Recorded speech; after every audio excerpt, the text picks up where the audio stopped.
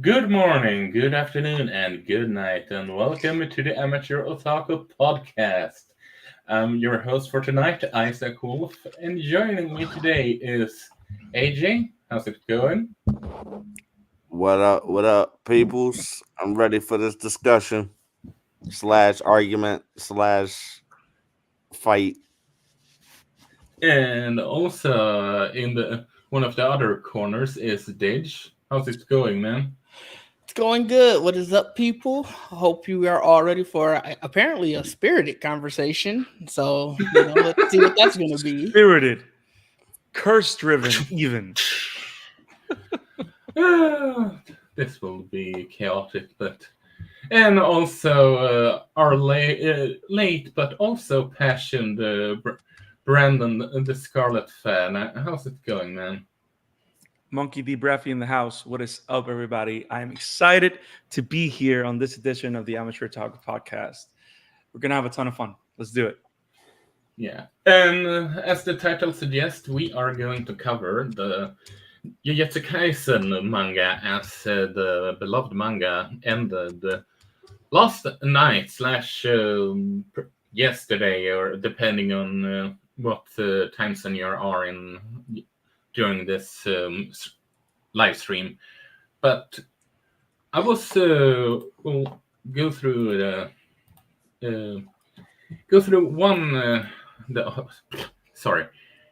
Go to the synopsis, but then I will start with the question. Start with the questions for you. And the synopsis is: from some strange reason, Yuji Itadori, despite his insane athleticism, would rather just hang out at the occult club. However, he soon finds out that the occult is as real as it gets when his fellow club members are attacked. Meanwhile, the mysterious Megumi Fushiguro is tracking down a special grade cursed object, and his search leads him to Itadori. And it's written by the Gege Akutami, who has, as far as I know, only written one-shots before this, Jujutsu Kaisen Zero being one of them, but I can't find the name of the other one-shots. But I will start with you, Didge. How did you find out about Jujutsu Kaisen? And I'm trying to remember. God, it's been so long. It might have been like it could have been like my cousin or something. Him and I talk anime and manga so much, so it very much wouldn't surprise me if he was like, "Hey, you heard of this thing called Jujutsu Kaisen?" Excuse me, I was laughing. And yeah, I checked it out from then. I know I was anime only for the longest. And then when the second season ended, I just got impatient, didn't feel like waiting. So I was like, all right, well, let me start the manga from here. And then eventually I was like, well, actually let me start from the beginning and then just binge to where it's at. And then I had been with it ever since then. And it's been an interesting ride. It's had its highs and lows. The lows might have been a lot towards the end, but Yeah. Okay, he joined in as quick. He dipped as quickly as he joined in. But AJ, what about you? No, I watched this when like first released back in I think it was 2019. Like it was one of those new mangas that came out during that first year. That it was one of them that I like really loved, and I just continued on for that. So I started reading that like on a weekly basis, and Did you start with the manga or the anime? the manga. That was in So yeah, for me, the manga was the first 2018? introduction for me in Jujutsu Kaisen. And also joining in tonight is Mike, apparently. I wonder Only if it's here. because I you literally- asked me to. I literally went and I did a summoning jutsu and brought in the other person with the Naruto shirt for Jujutsu Kaisen. Data Bio, Cowabunga, dudes. Yeah. It's I wonder if you joined in just for the sake of Brandon told us that he was going to send you a text, but I digress. Hey, I But- win. Yeah. But Brandon, how about you? How did you find out about Jujutsu Kaisen? everybody was talking about it. Really, I watched the anime, and for those that have been faithful listeners of the Amateur Otaku, you can go back to the archives to the first ever conversation we had about it, and I expressed. It was one of the few times where I expressed multiple concerns because I've never been the guy to put something down. I've never been that guy. I'm going to talk to you about what I love. You'll never hear me talk about what I hate, unless it's like behind closed doors where we're having a heated, spirited conversation, whatever. I'm not the kind of guy that takes pleasure in just bullying stuff down. You know what I mean? But I got through the first season. I enjoyed it quite a bit, and I picked up the book, and I've been with the book ever since. And it's been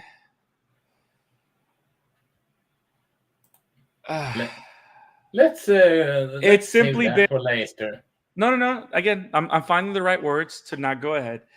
It's been an experience, and you'll hear my thoughts when we talk about it.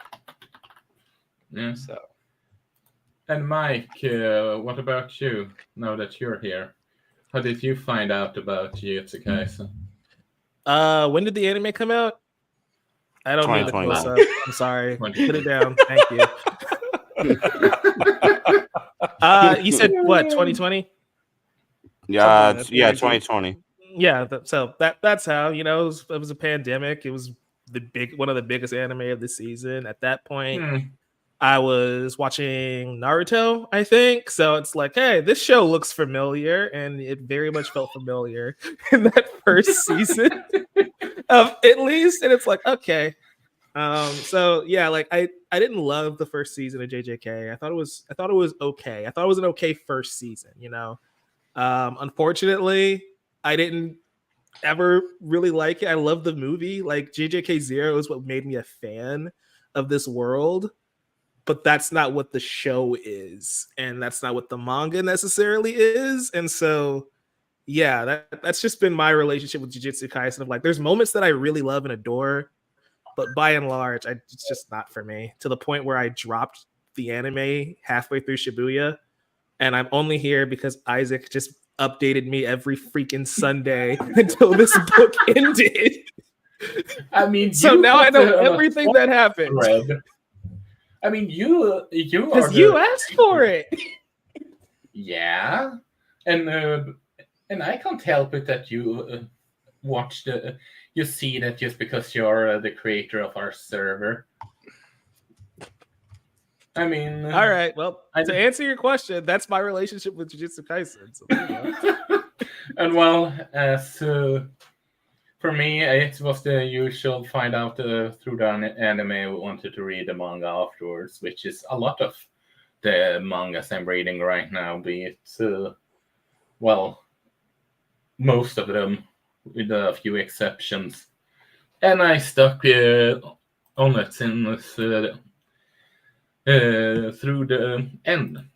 And unlike Mike, I did enjoy it for the good or for the better, for the worse, and it will be an interesting thing to go through the ending once we go through there. But I will also. Let's go with Brandon now, and I have to ask you for obvious. You want to start with me? Are you sure? Yeah, this point, I have bullet points that I want to go through. So you have, okay, I like it. We got structure. Go, Isaac, go. No one's serious. Isaac has structure. Go, Isaac, go, Isaac, go. Go, Isaac, go, Isaac, go. I'm just. Anybody got the reference? I'm so tired right now that I needed bullet points to properly lead this stream. We're actually complimenting you for being organized, and you're using it like Oh, I had no choice. I would, bro, just take the win. Yeah, fair enough. But I need to ask you that, starting with you then. Top 3 characters throughout the manga and why? Oh, there's a why. Of course, I would put I in the why. mean,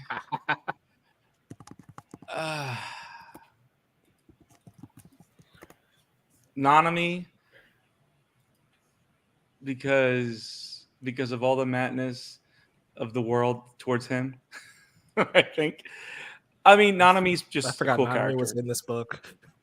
Yeah, Damn. Nanami is just a cool character. So Nanami, I forgot his name, but the guy with the execution blade, the lawyer, he's just I think is one of the most interesting, complex characters of the entire series. I liked how his abilities Laura? were informed. I think so. He's the lawyer Yeah. guy, the one that has Yeah. the executioner's blade. So I really enjoyed him because I think he was one of those characters that was well put together, and the way Interesting. that his actual vocation kind of influenced how quickly he developed himself as a sorcerer. I think it was very great to watch when he was introduced and how big and important he became towards the end of the series. So that was pretty fun. And who else? Because you asked me 3.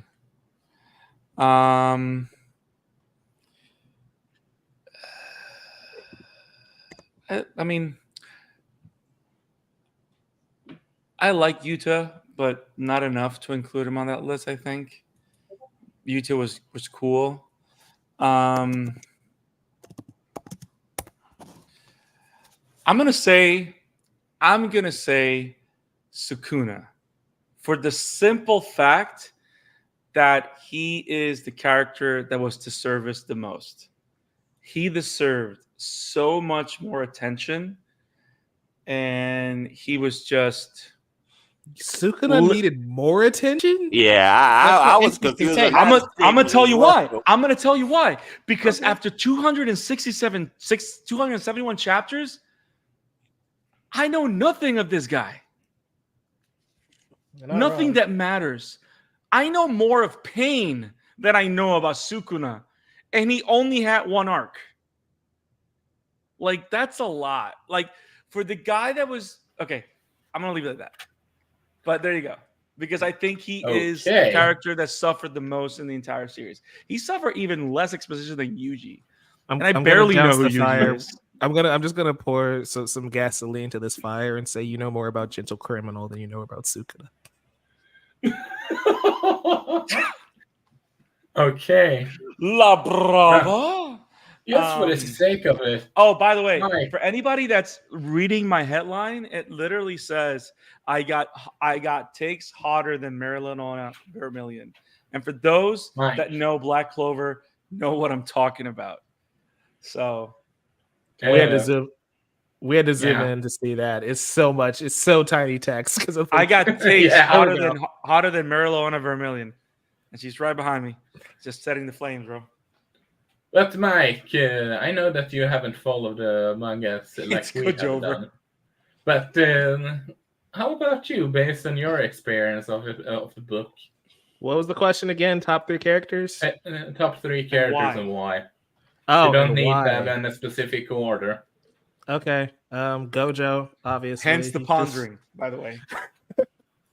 Gojo's the coolest. You know, I wish we got more of that character in the way that Brandon means of like, I want more story from Gojo. Like he lived and died as a tool, as a plot device, essentially. So I kind of wish we got more Till of the character. very in the last episode, he's brought back as a MacGuffin. Yeah. like Essentially. But outside of that, I think Gojo's cool. Again, like my relationship with this series is I think everybody has potential to be way more interesting than they actually are. same thing with like I'd put Yuji. Like Yuji's in my top 3. I like Yuji. I just wish we again did more with Yuji as a character for me to be super invested with him. Yuta's the same way. Like I think the entire main cast I really do like. So they like it's gonna be a basic answer, but it's gonna be Gojo, Yuji, Nabara, or Megami, in my top 3. But yeah, like I just feel myself wanting more, and not even in the satisfying leave them wanting more type of ending, more of just I really wish we got like 100 more chapters with these characters to kind of flesh it out a bit. So yeah, the main cast is my favorite. It's funny that it's funny that you say that, because he even put salts on the wound, and the last 3 chapters it's like a normal mission. Like just to add salt in the wound. Like, I know I didn't give you any of this. Here's another one.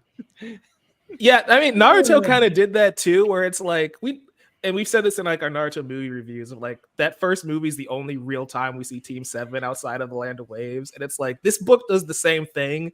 The difference is Naruto is 500 chapters longer, so we still see those and characters. He actually got married and had a family, and like you're gonna sentence them out again. But my point is, even if we didn't get Team 7 together, we still see Sasuke go with Taka, and we see Sakura training with Tsunade, and we see Naruto with Jiraiya. And like we see the characters still grow and develop, so we're still with them, even though it's not how we kind of wanted to see them the entire time. Whereas this, it's like, oh yeah, one of them was dead, one of them was taken over for half the book, and they all come back in the last 5 chapters. Here's the thing you wanted, and then it's over. It's just like, eh. Understandable. AJ, what about you? For me, it is Gojo. It's the opposite of Mike. So the reason why I do like Gojo is because the specific fact that he is used as a tool. That's one of the main things that I actually do like about him, because it shows not him as a character, but the world around him that solely relies on him, and he as a character even wants to get rid of himself based on that fact, and that's something that like really intrigued me for Gojo and made him my favorite character. It's not the fact that he is the strongest. Like he was a walking Deus Ex kind of. Yes. So that's interesting. That's a take. The reason why you guys don't like that is the exact opposite of me. It's because I think it was necessary for this world to like progress in a way that like not even Naruto progressed, because everything in Naruto, like everybody had their own unique set, but within Jujutsu Kaisen, Gojo was named strongest in that universe for the heroes, within the villain community as well. And because of that, I felt like I do agree with Mike where it should have been longer so we can actually see that progression come along. And I feel like you guys would like that more as well. Well, I'm not going to speak for y'all, but if we gotten more chapters within Jujutsu Kaisen to see that like Gojo's vision come true, I think it would have been so much better. But that's one of the reasons why I felt like his character is more intriguing than a lot of other characters. Another one is Maki. Basically one of the only characters that we actually like got a backstory. We understood her family, her sister. Maki's so cool. She is badass. But yeah, there was a specific part in the manga where I forgot his name, but one of the heads of the Zenin clan was like, "Do you have a heart?" And she was like, "No, I left it with my sister." I was like, "Okay." That was badass for me. So she's another one. I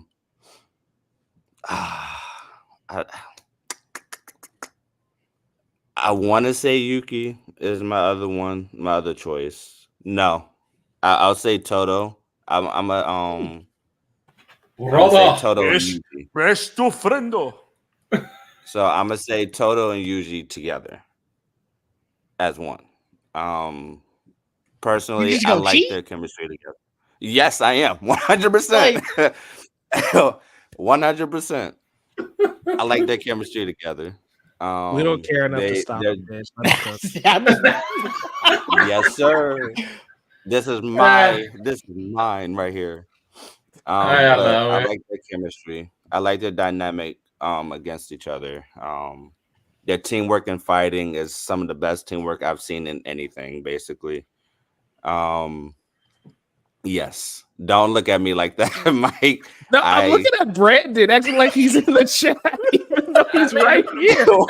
Brandon, He's why some of the best bother writing the game. chat? I was waiting for someone to catch on, and I'm just commenting in the no, I saw it and I was like, all right, let Just it go. ignore that stuff. Yes, I agree with that. But yeah, I do like Toto and Yuji as well. Didge. It's funny. Two of my three are the same as AJ's. I also had Toto and Maki. But mine is purely off just do I think they were cool doing what they were doing. And Toto, all of his fights were just super cool. Just obviously, Boogie. yes. Even when he got the vibraphone and he was using Yo, that was fire. That was fire. all of that was great. Yes. So fun. And then Maki getting the sword at the end, the soul splitter sword, and that being the last thing that her sister left her, like using that and obviously having kind of a difference in the fight. Like, she definitely helped. That was super cool. And then the third one was Yuta, just because I liked the copy aspect, the being able to use basically anybody's technique, and then when it manifested itself in his domain expansion, basically pick up a sword and now I can do whatever. That's just something that was super cool to see. And that's literally the reason why I picked all of the people I picked. It's all about love. Exactly. Also, AJ, correct me if I'm wrong, but isn't Yuta's domain expansion sort of like a homage to Fate's franchise? I'm fairly certain that they heard it somewhere. It basically is just off of the aesthetic of it. Yes. Yeah. And for me, it's allowed doing an omni slash. Exactly. But for me, it's Yuta due to personal experience, Maki, because for similar reason as you guys, and I was gonna say May for just joking purpose. So F off, Isaac. That was wild. but in all seriousness, it's probably going to. It's probably. I know it's generic here, but it's going to be Toda here because I love how much of a big bro he is. No, if there's someone I want to step on me, it's either Shoko or Maki. But what? You said Maki. Anyway, go on. Why did you say no to that? Okay, I thought he for some reason wrote May for. Anyway, it's all right, Isaac. We got. I'm gonna keep getting away with it as long as it's allowed. I'm gonna keep getting away. Yeah, but it's. I just love his big bro energy and the whole that shenanigans. So that's my 3 pick, and this is also a major thing that I'm going to you did directly. Favorite arc? Oh, the Culling Games. I think the amount of characters that were introduced to it, the difference in abilities, and sort of just the stakes at the time, it really intrigued me, and especially coming straight off of the anime. Like I said, I was strictly anime up until the end of the second season, and the first thing I read, obviously, after that is going right into the Culling Games, and it was just like, oh, this is going to be insane when it's animated. And like midway through that's when I was like, well, I should see what else I may have missed from the first few parts. Just obviously knowing that everything in this arc probably isn't going to get animated 1-to-1.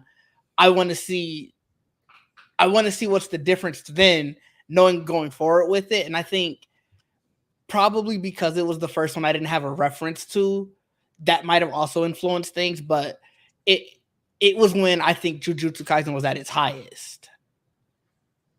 Are you saying the calling games? Or are you meant the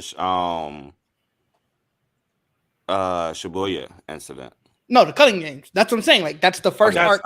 That's what happens right after. Yeah. That's interesting. AJ.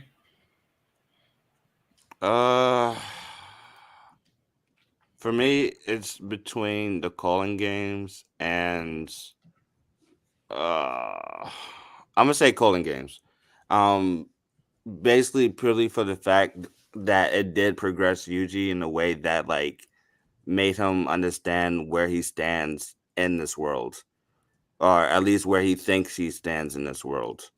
That's one of the things that interests me the most, a part of the calling games. Not the calling games, the Shibuya arc. Sorry. And the other one was Is it the Shinjuku. Shibuya arc the favorite? Or Yeah, I was gonna say you lost me now. So the favorite is the Shibuya arc? Shibuya arc, yes. Got it. Okay. Based on what your experience, Mike, your favorite? I'm not participating in this part of the conversation. I'm reading Boruto. You're getting caught up, or yeah? Are I'm you getting caught up? Oh. Okay. Do your thing, bro. Have Do your thing, King. Brandon. The last chapter, because it ended. No, I'm kidding. Got him. No, I'm gonna go with Culling Game because I think because let me preface it with this.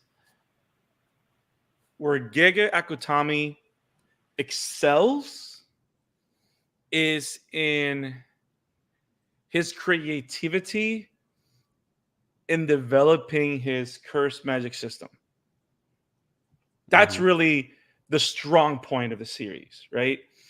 And how he was able to literally go crazy in the Culling Game, because it was just battle after battle after battle, and every 2 or 3 chapters it was something different, because you had different characters that were just introduced with new techniques that he had to find creative ways to explain the abilities but not make it boring, right? And not only did you have battles between the main characters with other Culling Game players, you actually had the opportunity of seeing Culling Game players that you've never met have battles amongst themselves. So that was actually pretty fun, pretty cool. And I think, to me, was the most unique high point of the series. But sadly, it's because it's the only part of the series that felt the most original. That's fair. So because everything else, to me, felt ridiculously derivative.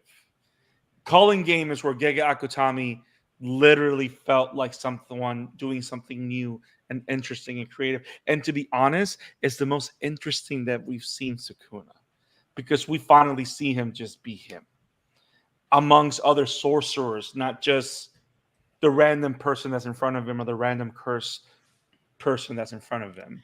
So I'm going to go with so that's why. It also helped with that one. The Culling Games, everybody's powers kind of felt, I won't say OP, but it like nobody's powers felt like they were just there, just be like for fodder.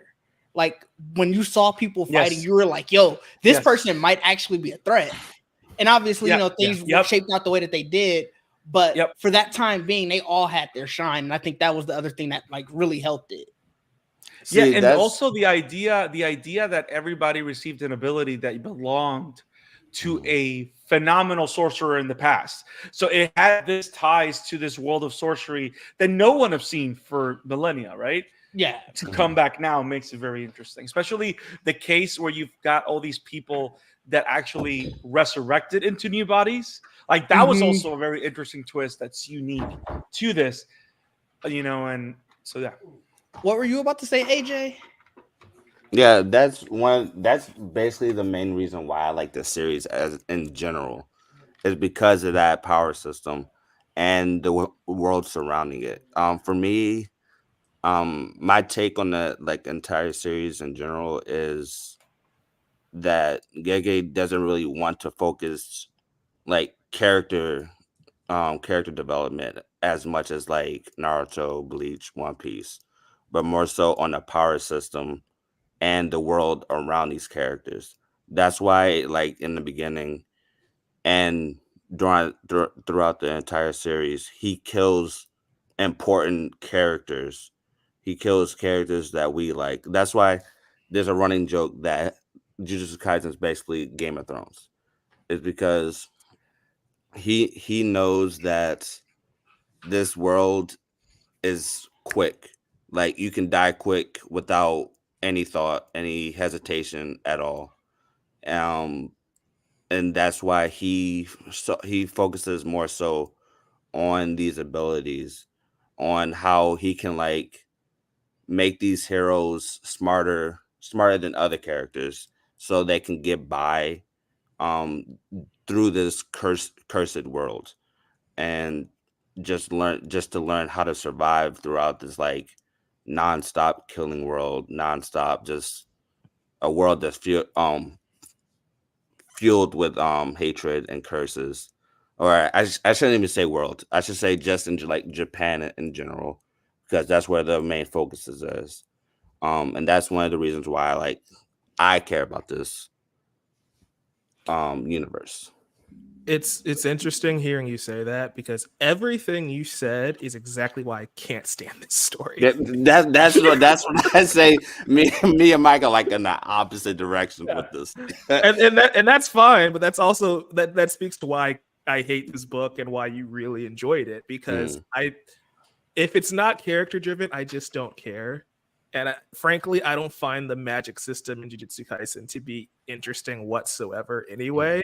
So if that's what he's leaning on, and again, I'm a fantasy nerd. I love me a good magic system. I don't like JJK's at all. So it loses everything. And yeah, I'm gonna be honest. I still don't understand it fully, and this series is over. So yeah. If we being real, I can't call it a great magic system because this series is over, and I have no idea how you judge it. Yeah, but that's why it's if that is the takeaway that we're supposed to have, everything AJ just said, it's no wonder why I don't like this book, because that's fair. I am a person who loves a very strong magic system, but I also love understanding how it works. It needs to make sense to me for me to understand it. This is why I love Avatar: The Last Airbender, because as simple as that magic system is, you still when you get to the evolution of metal bending or lava bending, my brain can comprehend it. And so when those payoffs and those power-ups happen, it's oh, cool, that's awesome. But it's also a character-driven story, so it's almost the complete opposite of JJK, where it's I don't even care about the fights or the powers or all that stuff. I care about the characters in that story, and everything in JJK is the complete opposite of that. So it's basically this book was made for me to hate it, which is crazy to think about. I think that's why, and now I'm just speaking for me personally, obviously, I think that's why it kind of, the last chapters got old. When it was fight of the week, next person, fight of the week, next person, fight of the week again. Oh, we're kind of getting somewhere. Oh, wait, no, random power up, next person. And it's just to Mike's point, and I think to your point too, AJ, because like you said, they were so focused on the system. That's the main character, so to speak. And it's just I at some point I was just what are we doing here? What am I sitting down to read? See, for me, I think with Gege, he was just purely focusing on let's just make a battle shonen for the last two arcs. And for people that just pure action and just want to like get their mind blown just by the choreography, the power system, stuff like that. For me, I feel like he succeeded in that sense. On another way, you also have Naruto that did the Great Ninja War, which was also like a pure battle system as well. But you also had character arcs within that within that arc as well, within that war as well. But for Gege, let's be honest, he is a troll. He understands like what we want and like doesn't give it to us. We all we all know this. For some reason, I think that was to detriment for me at least, because well, there was a tweet that he put out. I'll get to it later, but I feel like that he was like, let's bring back Gojo, for example.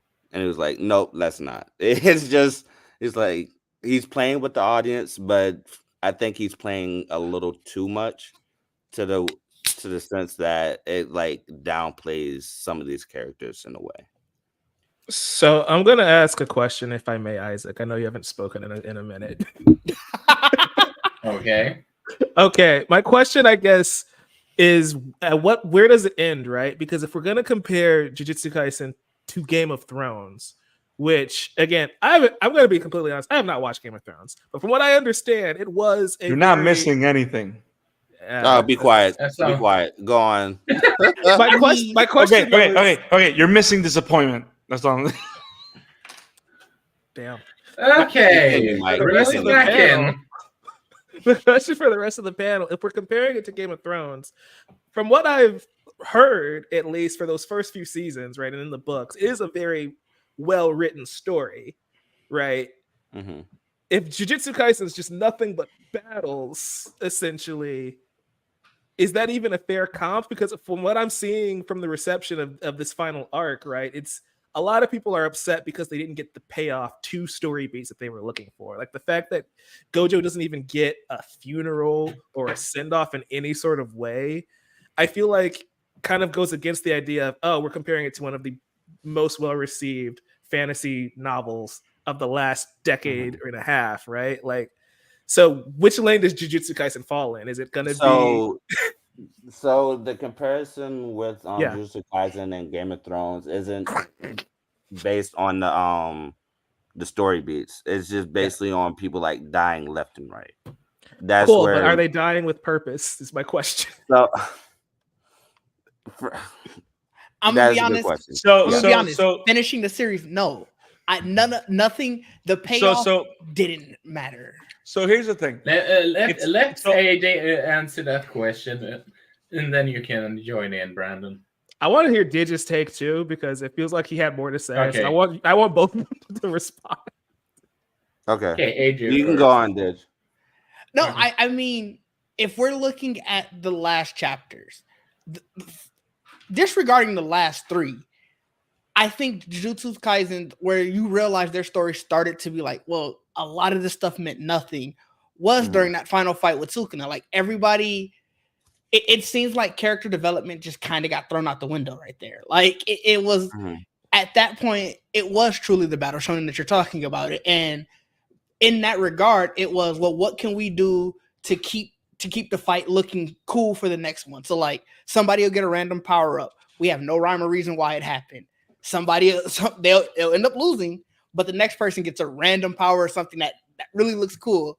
Then when everything looks like it failed, this character who one of Yuji's probably biggest moments of realizing people close to me are dying, everything is really serious, she pops up out of nowhere. Why? So that way we could have a sort of a happier ending. You know, Megumi, he gave up pretty much saying, I wanted to die. Out of nowhere, it was actually I want to live. And it's just, everything just kind of felt like, let's throw some shit at the wall. It's going to look cool with the fights. Story be damned. And I think that's sort of the gist of this series was, this is going to look great. Like I have no doubt the animation for it is going to look great. But watching the whole or reading the whole series now, I realized we weren't there for the story. We never should have been there for the story because the story almost didn't matter. Okay, so with the Megami point, I do understand that a little bit in a sense, but the reason why, at least this is for me, the reason why he just wanted to die and just give up is because his sister died. That's one point. The second point with Megami is the reason why he wanted to live after that is because Yuji was the one to like help him realize that he had other people to rely on him. So it wasn't just like a snap then that he It realized. sure read like it was. Like I do get what you're saying. I completely understand what you're saying, but I think it's the pacing of the series with it. Yeah. And maybe it's the, like you said, we probably could have used another 100 chapters or so. It just, everything felt so sudden. And so you felt like you almost had whiplash reading it. Yeah, see that's where we have to disagree because I with Megami at least, Yeah. there was hesitation within those chapters. Like it wasn't, like I said, it wasn't just a snap because it took Yuji a couple of times to help Megami realize that he had other people to rely on. I don't know. I get what you're saying. I don't know. I think this entire series, and maybe it's because you read it like start to finish over the course of these 7 years. Like, Okay. Obviously, I started the anime for the first 2 seasons. So what? I would have come into this 2020, and then over the course of reading it, I basically Shibuya ended December? It might Yeah. even. And you binged it, so you caught up within that week. Right. So that's what I'm saying. Like I was off work, for a week or so. Yeah, right around. I had like time to like think about it and stuff Right. like that. So that could be the difference too. I would agree with you. Like the pacing with certain stuff is a problem with Jujutsu Kaisen. Like there wasn't a need for a time skip before the calling games. Mm-hmm. We could have gotten those chapters instead of having like flashbacks within the calling games. Mm-hmm. So within that, I do agree that it should have been expanded on because there's a lot of stuff that Gojo was saying within like the past sequences that enhances those story beats a little bit, and they could have been expanded on a lot if we got into like 2 or 3 more arcs in between the calling games and Shibuya arc. So I do agree with you on that. But to answer Mike's question, other than Megami, there was Kento's death that was important to Yuji to help him like understand like souls and understand humans like need to survive and stuff like that. Like it can't be one or the other. It can't be either or. You have to like fight your battles to survive. And that's one of the main things Yuji learns to like survive within the Jujutsu world. So I felt like Kento's death was like meaningful to him. And that was like there during the early seasons of Jujutsu Kaisen. I think that was just about it. So other than that, I do agree with you. Like a lot of those deaths were just like due to like pure shock value, which wasn't really that. You wouldn't say Nanami was important to an extent since it was a big mentor for him? That is true. That's Yes. Kento. That is true. I did say Kento. Isn't his? Oh, sorry, my bad. I forgot his. To be fair, I had to Google it because nobody ever calls him Kento. I completely forgot his first name. So to be fair, Yeah, I would also argue Shoso in some aspects, honestly.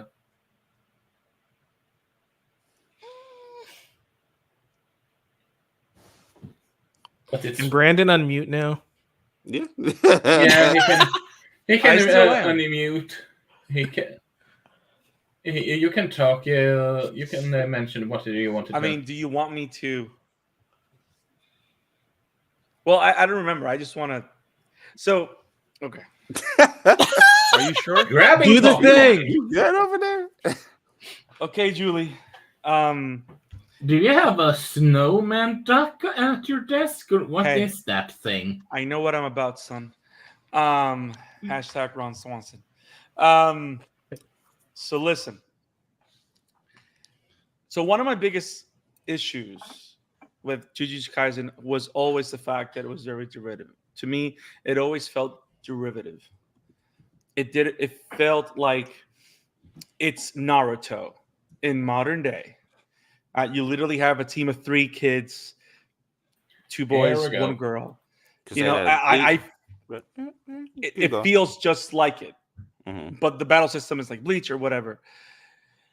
But the problem is that it doesn't do enough to earn its own identity, because there's so many things that feel derivative.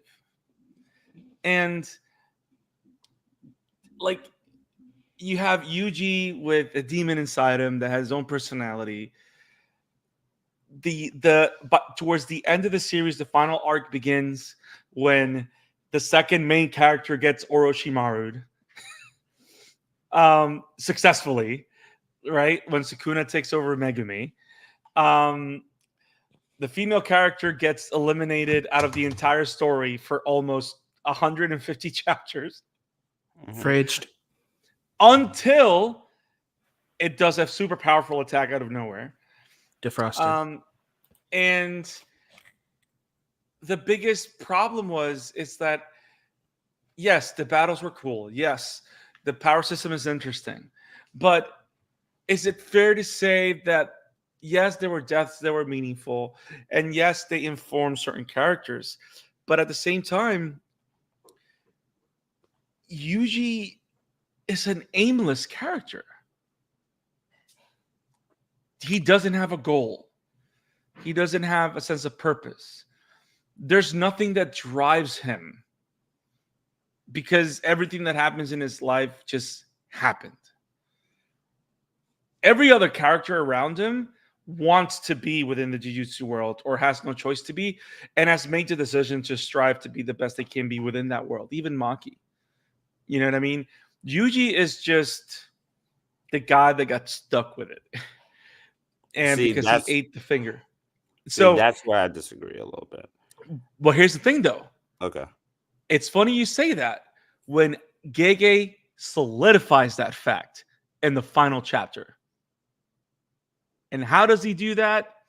By telling us in a flashback a conversation that we've never seen before him have with Gojo, where Gojo literally tells him, when I'm gone, I would like you to take my place and guide other kids in the world of Jujutsu. And he does that exact same thing, to just be like an inspiration or like a teacher, kind of like role model person. And you could say that the whole thing where they first meet Mahito and he makes this young kid his friend, but the kid ends up dying. Like, Brett, that's right, but that's towards the end of the. You can say that was his first attempt at being a role model, whatever. But even then, it's not meaningful enough, because it was never something that he wanted throughout the entire series. And he just does it at the end to honor Gojo's wish, which, by the way, we find out in a panel in the final chapter. We never knew this was his dream or whatever. Like, it was never a thing. If anything, Gojo had more a serious relationship with Yuta than Yuji to ask him to be that. And Yuta actually was kind of that for Yuji. So, like, but no, Yuji's the chosen. But here's the thing. So to me, I'm going to be honest. There's another series. Here we go. That it's also ridiculously derivative, because Black Clover is literally Naruto with magic. But it has amazing battles, similar to Jujutsu Kaisen. It has super magic systems, because everyone has their own specific brand of magic. Nobody's magic is exactly the same. It can have a similar root type, but everybody spins it in a different way. yes, you have the two characters that want to be the Wizard King, which is technically the Hokage. Like, you have all those things that are exactly the same. It's overly simplistic. Sometimes it's stupid simplistic. But they double down in those similarities, and they made it their own because it actually learned from a lot of Blackheart actually learned from a lot of Naruto's mistakes. And right now they're in the last arc right now, and I've enjoyed it so much. Even though I know that it's Naruto with magic, it's actually enjoyable because they actually did their best at their version of Naruto with magic. Jujutsu Kaisen just took what they liked and never really quite figured out what it wanted to be. Because I'm going to be honest with you, if you want to excel as a battle shonen, all the battles in Jujutsu Kaisen are pretty awesome. But why would you give us interesting story beats and interesting story moments with characters that you're never going to pay off and then justify it with, oh, that was never the point of the series. I just wanted to. But then again, it's like, then what are we doing? Maybe the plan that he had all along of just killing everybody and leaving Juji alive would have been better.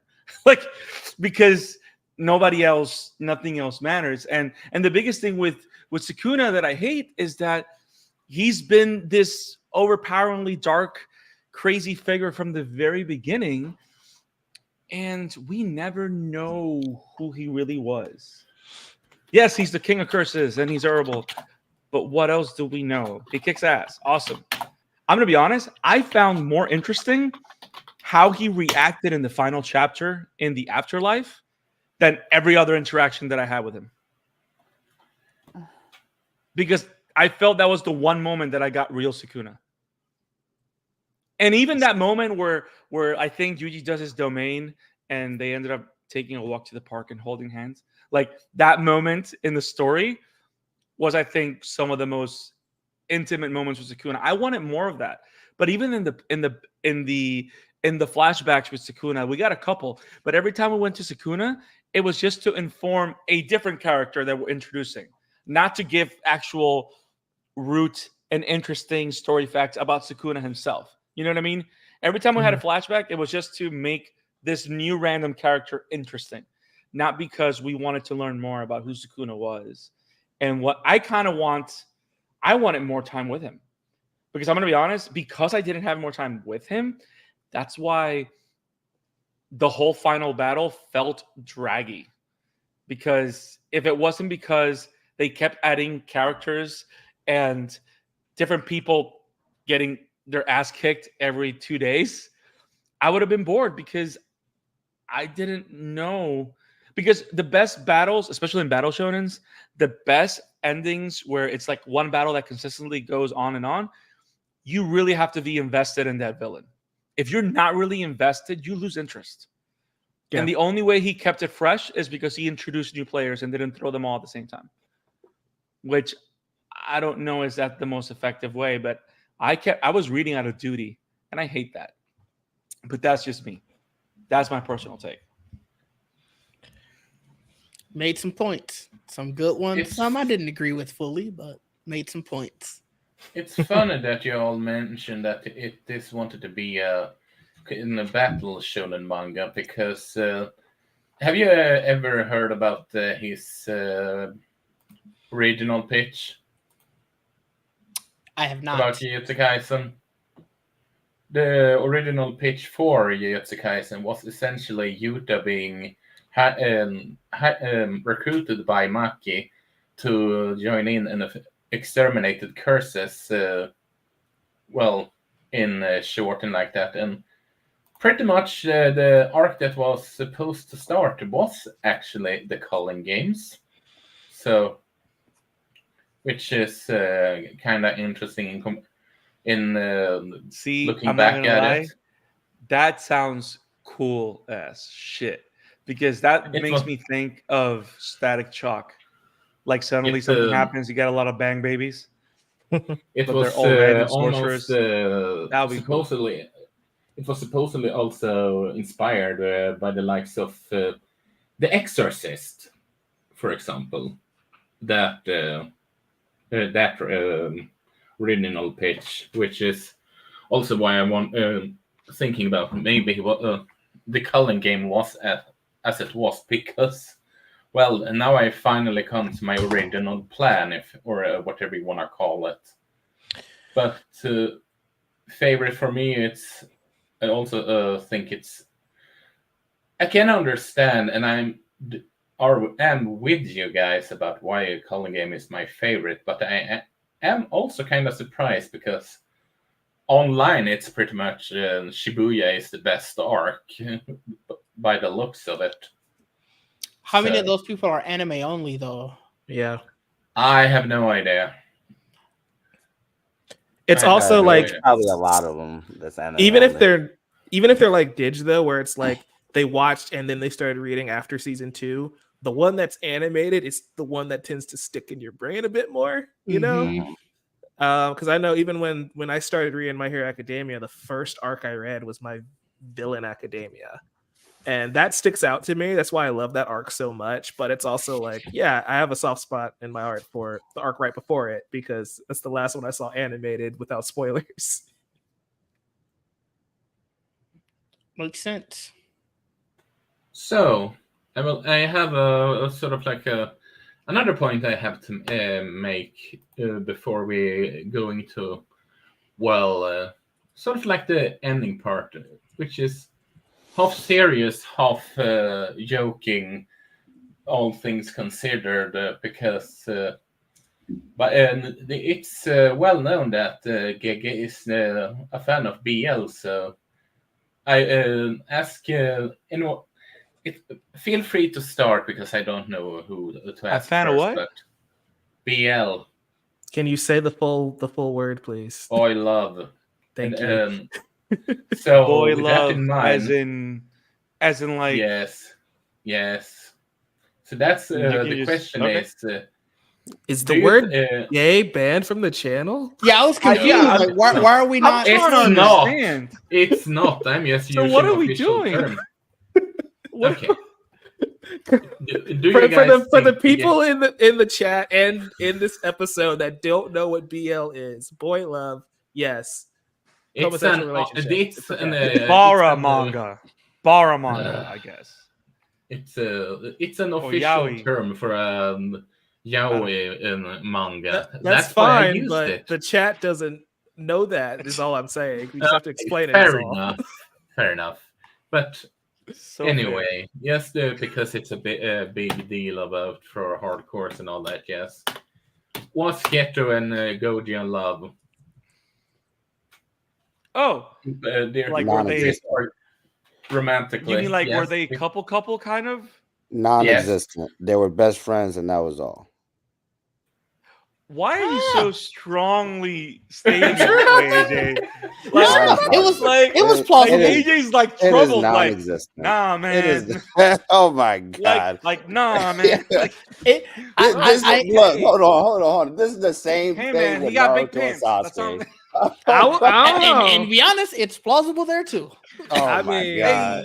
I mean, for Naruto's perspective, sure, why not? But not Sasuke's perspective.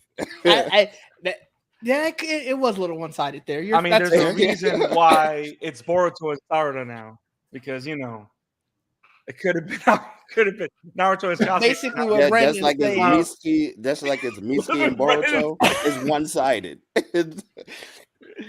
So look, actually, okay, so AJ said non-existent. I say,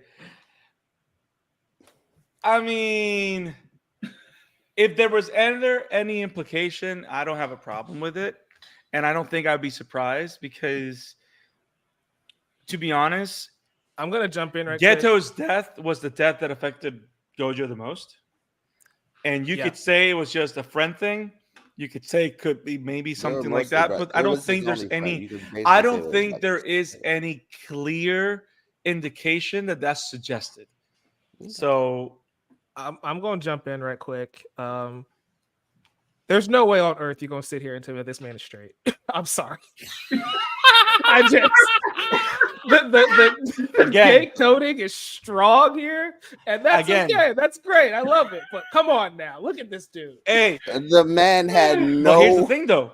he had no interest in anybody.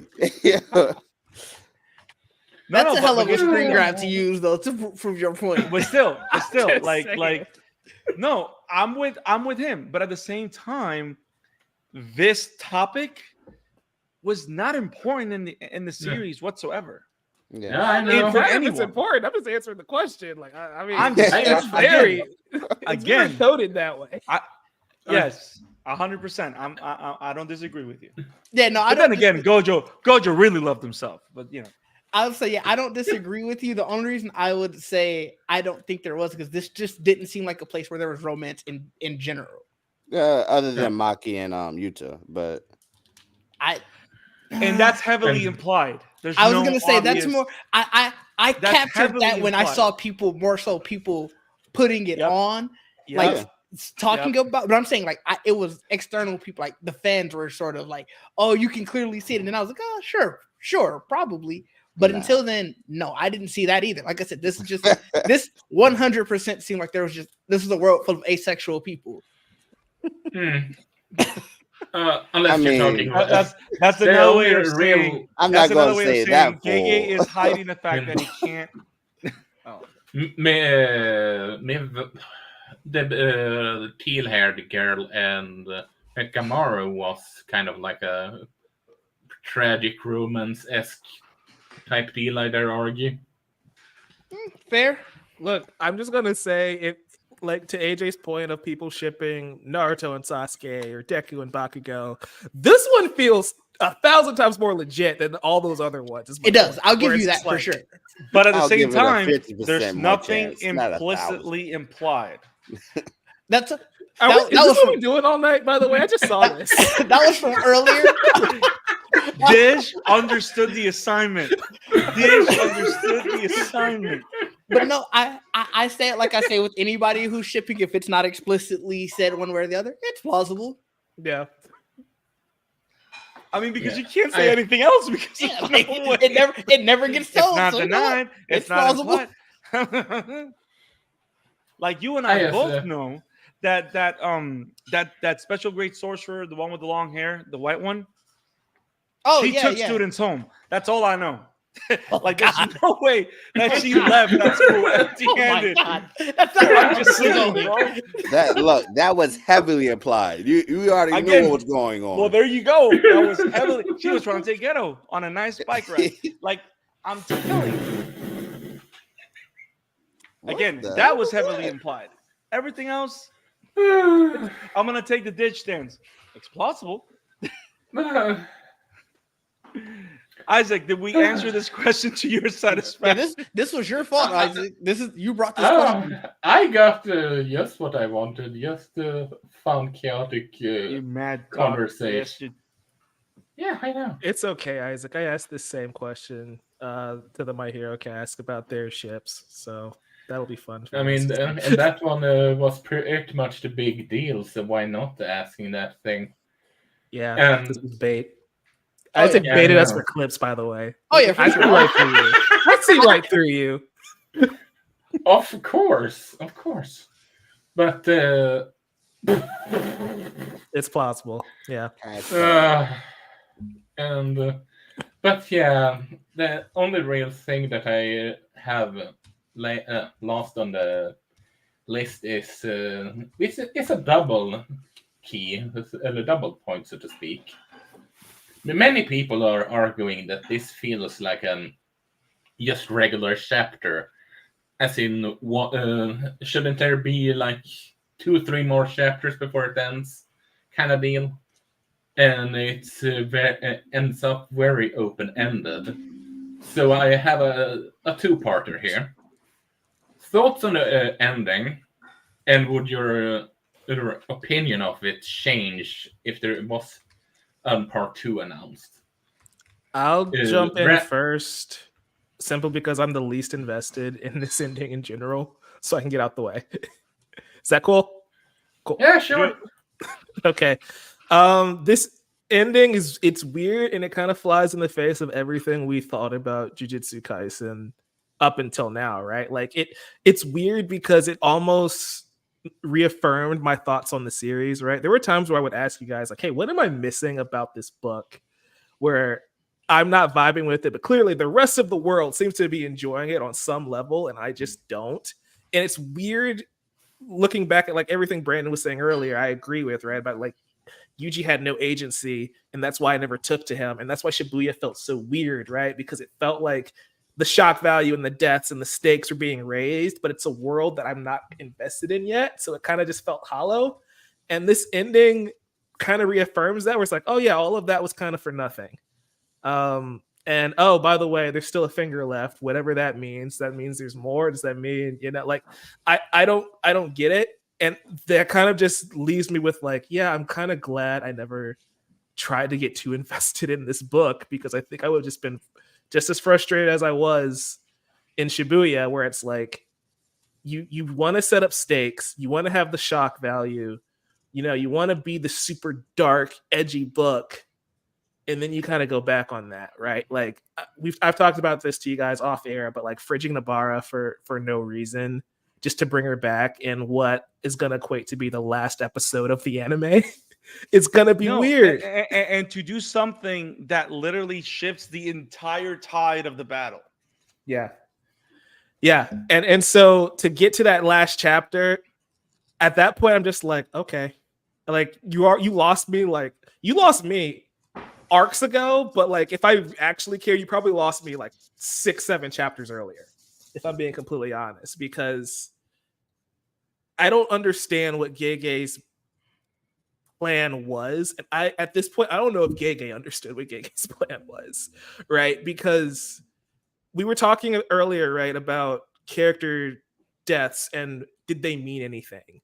And I think the fundamental issue is that I don't think character deaths should mean something to Yuji, right? Or to these other characters. A character dying should be important because that character is now dead, right? Like going back to Naruto, because that's been our frame of reference this entire episode. When Jiraiya dies, we're sad for Naruto, right? But like Jiraiya is facing off against his former student, right? He finally found out who's the head of the Akatsuki. It's an important moment for Jiraiya himself, right? And his last breath, he realizes, oh yeah, the child of prophecy.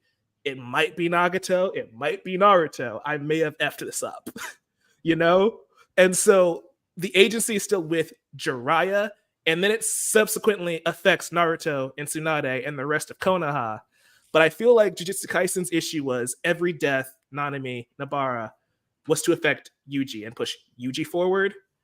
And I think inherently that's just a problem with how Gege approached the story in general, at least for me, where it's like these characters were dying. And this is why I keep saying they were fridged, because fridging a character is you kill off a character to motivate someone else, to motivate your MC.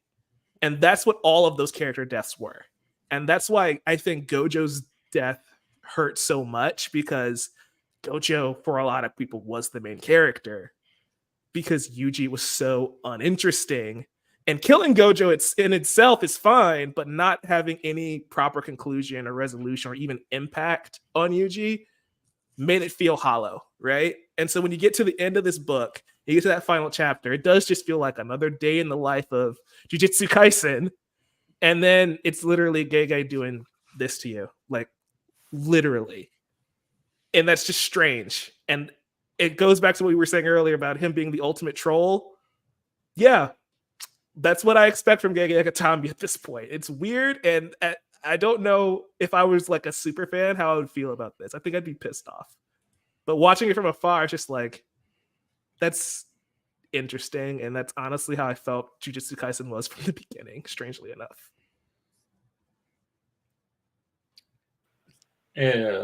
Dage?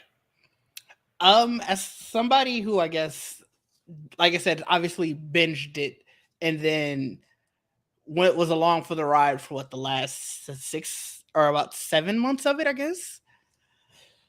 The ending, it was rough. Like, there was a lot of the points that Mike made from an outsider's perspective are just amplified from somebody who was fully along for the ride.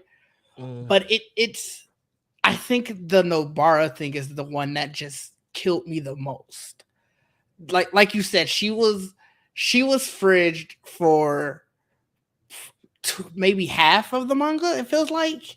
Probably a little more, honestly. And it's at the end Wasn't of it like chapter 50 or something that she... I can't remember this. Like... Yeah, I can't remember the specific. I'll look into it. It's fine. Yeah, yeah, but I mean, the Culling Game arc was super long, and then the fight against Sukuna to the end was also. It felt really long, and then I don't know. It just her showing back up was just kind of like it almost felt like hey, I feel like I'm kind of losing people. Let me give them somebody who I know they've been hoping for, and it just I don't understand some of the choices that were made. And to Mike's point, I don't know if Gege understands some of the choices that they made. It's weird that it feels like it dragged and rushed at the same time, because it felt like we were just sort of slugging along, especially during that last fight. Then all of a sudden it was, well, I got 5 chapters left, so let's end it. And for some reason when we were told it was 5 chapters left, we ended the fight pretty much that next chapter. So it was like, even you need an epilogue, Didge. Do you need a 4 chapter? Was it a 3 chapter epilogue? Like, well, you see, my hero got 5, so we can do the same thing here, buddy. And so I think it's choices like that kind of make you feel like, well, what are we doing here? What was my reasoning for reading this? And obviously, it's entertainment. Like I get that, but it's on a deeper level than that. It's like, what are you hoping that your readers get out of this? And if it is just base level entertainment, tell me that from the beginning, so that way you don't start trying to get people invested and then you just sort of let them down at the end. And I think that's really the issue with me with this manga as a whole, is that I felt kind of let down at the end, because it was, you're telling me this story, we're chugging along, then it's, oh wait, I gotta go, so here's the ending, bye. And that's sort of how I felt like how it ended. It to me at least felt like, Attack on Titan, right? Like Attack on Titan was notorious for having plot twists and these big moments, like these ground shaking moments after each arc that really changed how you thought of the series. And you can argue, if it stuck the landing or not. I know it's controversial, but I feel like it at least attempted to properly wrap up everything, every question that it posed, right? I feel like Jujutsu Kaisen just kind of stopped caring about every question that it posed and just said, here you go, we're done now.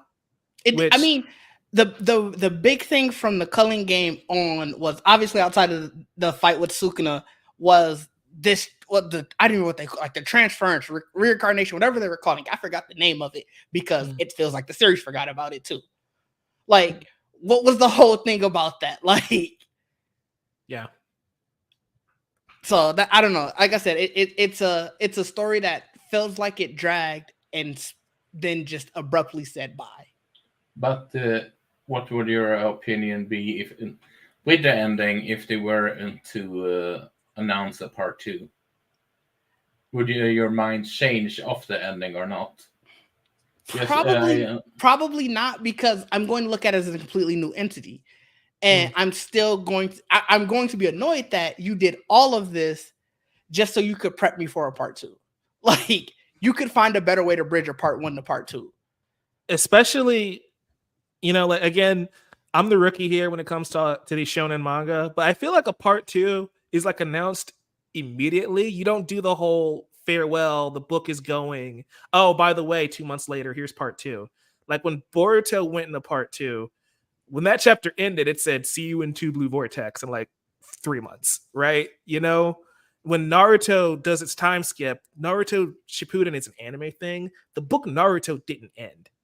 It just took a little hiatus, and then a time skip happened, Honestly, even with the Naruto manga ending before going into Boruto, like, they prep to let you know as Naruto was ending. I remember reading it that Naruto the movie The Last is coming, so at least you knew there was something coming. And then when The Last came out, it was, we got another film for you, and the popularity of that film spawned obviously where we are today. Yeah. There is the reason why I mentioned that there could be about the idea of a part 2 is going.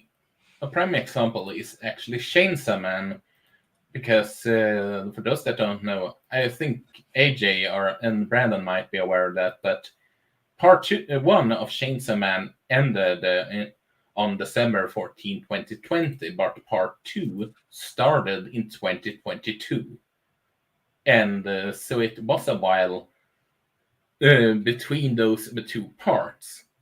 I'm not saying that there will be a parts or not, but due to how that one is, as far as we know, it could go on later on for some reason. I have a question then, some Isaac. Right quick. aspect. Yes. In Chainsaw Man's case, is that just the next part of the book, or is that a new book? Because when you say sequel, I'm literally thinking like what Boruto just did, going from Naruto Next Generation to Two Blue Vortex, right? But I feel like I could swear that Chainsaw Man is still just Chainsaw Man, right? It's like the title is still Chainsaw Man. Okay, guys, sort of what Mike is trying to illustrate, but this is what we got. This is exactly what we got as the final page. For the audio listeners, it's the final page, literally flipping us off. But for your question about Chainsaw Man, that book, you could easily just say it ended with part 1 and just be done with it. It's sort of like, it's not a direct sequel per se, but there is aspects of it from it plays out after part 1. So it's not. Mike, it's to answer sort of your question, is basically Naruto and Naruto Shippuden. Yeah. So, but my question again, though, are we talking about the two different parts of Chainsaw Man? Yeah. So yes. My question. That's not what. No, it's not a sequel. Yeah, my question is because when I open Shonen Jump, right, and I don't read this book, but it always pops in my feed on Sunday because it's one of their biggest titles. It's still just Chainsaw Man. It's not a sequel. It's a continuation. It just keeps going. Right. Okay. Well, that's the thing. It's right now. Chainsaw Man currently is in its second arc, but the way Fujimoto has organized this book, like each arc is encapsulating a complete space of Denji's life. Okay.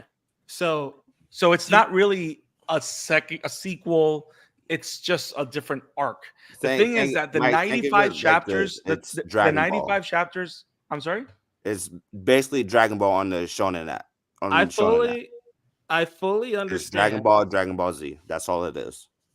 The point I'm trying to make, though, through all of this, right? It's not a separate series, right? So when you tell me Jujutsu Kaisen is ending, Jujutsu Kaisen is over. So that means it would be a new book. You can't take that. You can't backtrack. Is my point. You can't say, hey, in a year there's going to be another chapter under the Jujutsu Kaisen title. It would be a new book. And to what Dij was saying initially, I don't think that does the audience justice and that treats them fairly of, hey, we're not going to wrap this up, but in 2 years, here's a new book for you guys. So fair enough. For example, a great example of something happening right now, which makes sense, is like, if you're going to give us if you're going to give us Ballerina from the world of John Wick. Oh, God. You know what I mean? Yeah. That's okay. Because you're giving us something in the same world, but it has nothing really to do with anything that we've seen before. You're just exploring the same world. But like he was saying, but we knew Ballerina's been coming out since before the John Wick 4 came out. Like, we knew they were expanding this. We knew we got the Continental, however we feel about that. Like, we have more, and we were told we were getting more. But when you get Jujutsu Kaisen and it's over, and then suddenly you get more Jujutsu Kaisen, it loses its luster. It's the same thing with MHA, right? Like, we were all saying, oh, it'd be cool if we got the next a new My Hero Academia series post time skip. I don't think I want that at this point now because we're months removed. It'd be kind of weird if you announced another book now. That's fair. Right? Like Also, that we should have. also have My Hero. What is it called? My Hero. There's a lot. Vigilantes. There's vigilantes. There's team Yeah, missions. Vigilantes. There's, There we go. That's what it That's was. school briefs. yeah. I ain't hear about that Vigilantes one. has ended though. There's also a difference though, where, and this is again just how different Gege and Horikoshi are with their books, right? Horikoshi posted on Twitter that when that chapter dropped, My Hero will live on after I'm gone because we have XYZ spinoffs and more to come. Gege said, thanks for reading my book. See you in the next one. And kind of wrapped it up there. So I feel like I don't feel Fair like enough. it'd be cool if JJK came back unless Gege really wanted to do it, you know? Okay, I just wanted to as I said, from the perspective of the chapter of what people are saying, and that how it could differs in the opinion. I feel that's the first. I know I'm talking. I'm sorry. I feel like that's the first stage of copium. Of well, what if there's more though? Will that fix it? No, it 100%. It's the Gojo effect, guys. The Gojo effect. It 100% is copium, and I want people to want better. I agree. Yeah. Not one better. Yeah, I know. But AJ, what about you? Did you like the ending? See, I like the ending. I do agree with a lot of you guys' points. I wish it was longer. Just to help develop. Sorry, it was free. My god. What was that? It was free. I'm sorry. It was right there. I wish the. That's what she said. Oh my god. I mean, that was a given right there. Title of sexy. AJ, get on with your point. I'm sorry. Thank you. Need to go to bed. I'm talking. I'm trying to go to sleep here. Like I said, I wish the development of the world was more. The characters were more. I do agree with that. I wish this will continue. Not very much as a part 2, but just like as a continuation, like Dragon Ball Z, for me. But Gege already said that he's working on something else, something that's entirely different from Jujutsu Kaisen. I have a feeling he's been working on something else since he started it. Probably. Can't argue that. But yeah, I did manga as a general, and I at the end. What was that? Maybe that supposed idol manga is in the JK universe. Why would we want that in the JJK universe? It was a joke. I get it. I ain't laughing, but I get it. But, yeah. Anyway, let's continue. Yeah, let's continue. But you have pretty much said what you wanted to say about the ending. I did. I said it all. Well, for me, it's just I liked what I got. Considering the circumstances, I do agree with people that it could have been expanded, but I've seen some people acted like this is the worst ending ever. I'm just. Oh, it's have not. you? No. The first one that comes in mind is Usumagi Drop for a prime example. There you say Food Wars had the worst ending. Yes, I'm going there, and well, but I digress. I think that's the prisoners of the moment, though. Don't forget that. Like, yeah, fair enough. I also think it's worth saying though, like this is I don't know if a manga this big had an ending that bad, right? Because this is arguably the biggest manga in the world, and it disappointed everybody. So I feel like this is the worst ending ever.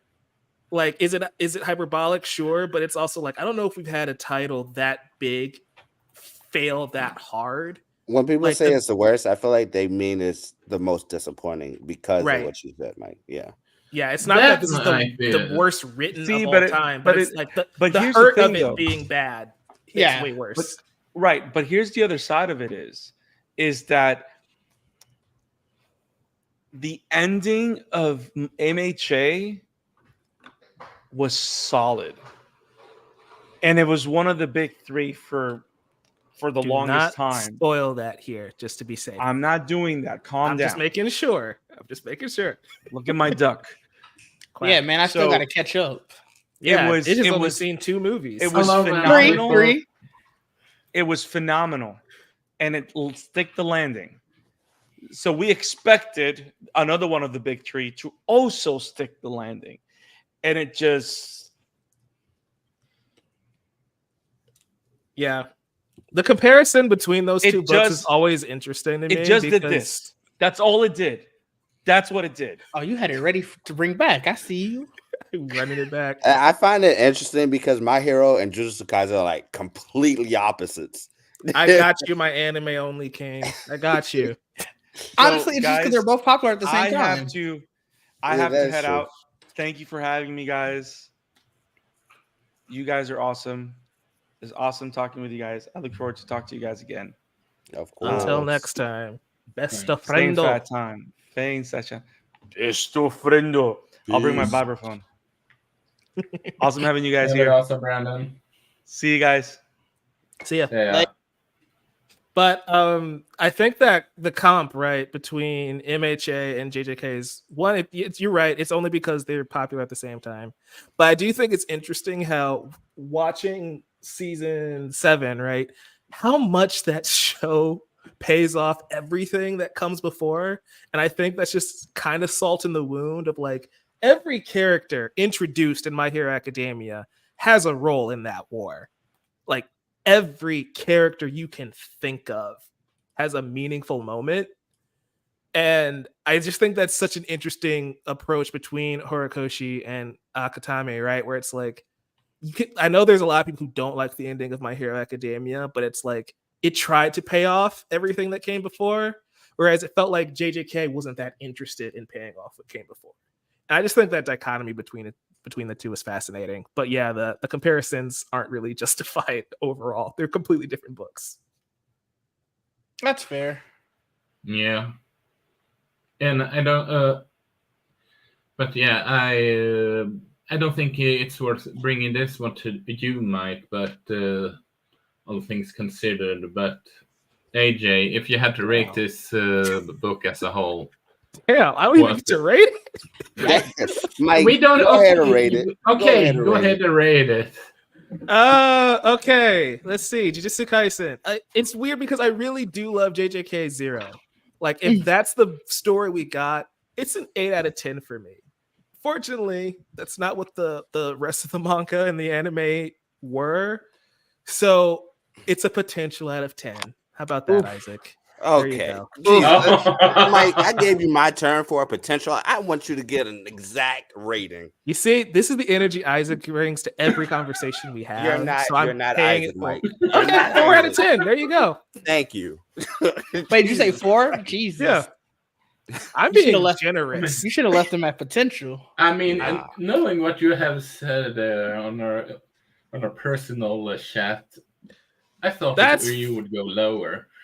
Honestly, He did say he was being generous. I was being very generous. You should have left me at potential. That you could All have right, an so endless we say possibility. 2. there. Mike says 2 out of 10. Got it. Didge. I'll give it 6.5. I just, Didge, don't do that. I know, Give- 6.5. Like, Okay. I'm not kidding because Okay. I told you, I spent this entire time talking about how nothing felt like it paid off for me. Why would I give that any higher than the 6.5? Okay. I thought it was gonna be lower, but that's Oh just- no, 6 and because it was when you You at look least at enjoyed it at a point. Yeah, that's the thing. Like I had Okay. enjoyment out of it. It was just the clarity of looking back afterwards is just like, well, none of that kind of didn't matter, but it was a fun ride, I guess. Mhm. So Yeah, yeah, I mean, 6.5. Right, I guess. Yeah. For me, I'll give it a 7.5 out of 10. That's why you thought 6.5 for me was too high. I get it now. Yeah. Okay. Yeah. For me personally, and this is just a lot because of Jujutsu Kaisen 0. You guys and Mike knows especially why. Let me put it like this: if JAK would how should I put it? If Fun Ride is JAK not on Blood its Prison. I'm sorry to cut you off, Isaac, but Christian is Prison over here is lying trash. on me. No. That was Fun not Ride? a Fun Ride. Fun Ride is the multiversal movie, not Blood Prison. Yes. Okay. Let me put it like this. If I would have to put it like, we take the JK and just don't act like JK Zero was a thing, it would be a 7 for me. But due to how my connection with JK Zero is, and I know I will be controversial here, if I meld those two together, it would be honestly an 8.5. Due to if I So the had to count entirety of in Yuji's story, which is what this manga is about, is significant. Is like 1.5 points lower, because I feel like I don't count JJK Zero that much simply because the main character Jujutsu Kaisen's not in that movie. Okay, fair enough. Then I do it like that. I mean, that's fine. Like you score it how you want, but like I'm just trying to have the breakdown in my head. Okay, if I do it a pretty more give it a more concrete, then I do enjoy it. Yeah, I would rate JK Zero higher than JK, but I do fairly enjoy either, because even though I do agree with you, Mike, to an extent that it was potential out of 10, even though I have I'm higher than 4.